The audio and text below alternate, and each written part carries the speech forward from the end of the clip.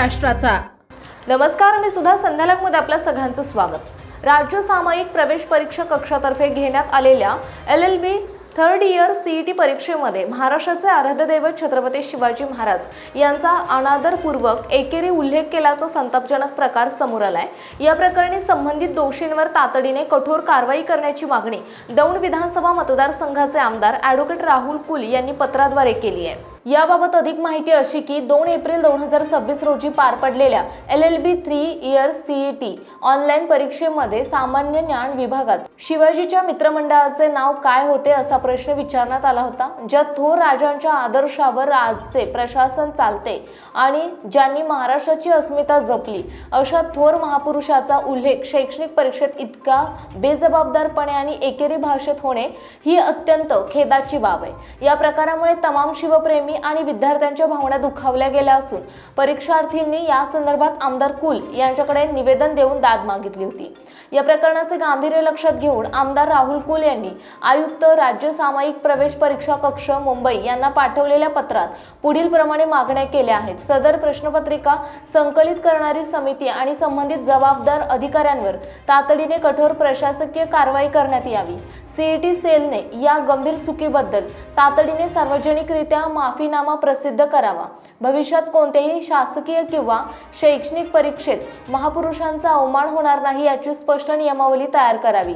इथून पुढे सर्व शैक्षणिक साहित्यात आणि प्रश्नपत्रिकेत छत्रपती शिवाजी महाराज असाच पूर्ण आणि आदरयुक्त उल्लेख करणे अनिवार्य करण्यात यावे, अशा मागण्या आमदार राहुल कुल यांनी केल्या आहेत। छत्रपती शिवाजी महाराज यांच्यासह महापुरुषांचा अवमान कोणत्याही स्तरावर सहन केला जाणार नाही।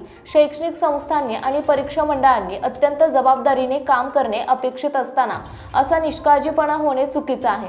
यावर राज्य सरकारने तातडीने लक्ष घालून संबंधितांवर कारवाई करावी, अशी भूमिका आमदार राहुल कुल यांनी मांडली आहे। दिनांक 2 एप्रिल 2026 रोजी LLB अभ्यासक्रमाची CET संपन्न झाली। त्या परीक्षेमध्ये काही विद्यार्थ्यांनी माझ्याशी संपर्क केला आणि त्यांनी अशी तक्रार केली की छत्रपती शिवाजी महाराजांचा उल्लेख या CETच्या परीक्षेदरम्यान एकेरी करण्यात आलेला आहे। मी या CET अभ्यासक्रमाचे आयुक्त आणि सक्षम प्राधिकारी माननीय दिलीप सरदेसाई साहेब यांच्याशी संपर्क करून ही बाब निदर्शनास आणून दिली आणि पुढच्या काळामध्ये अशा प्रकारचा कोणत्याही महापुरुषाचा उल्लेख हा एकेरी होऊ नये अशा प्रकारची विनंतीच्या सूचना मी त्यांना केलेली आहे। त्यांनीही मला श्री छत्रपती शिवाजी महाराजांच्या प्रती आम्हाला सगळ्यांना आदर असल्यामुळे पुढे अशा प्रकारे कुठल्याही प्रकारची चूक होणार नाही अशा प्रकारे मला आश्वस्त केलेलं आहे। त्याबद्दल मी त्यांना धन्यवाद देतो। ताज्या आणि महत्त्वपूर्ण बातम्या पाहण्यासाठी आजच आमच्या संध्या लाईव्ह न्यूज चॅनलला YouTubeवर सबस्क्राईब करा आणि बेल आयकॉन प्रेस करा।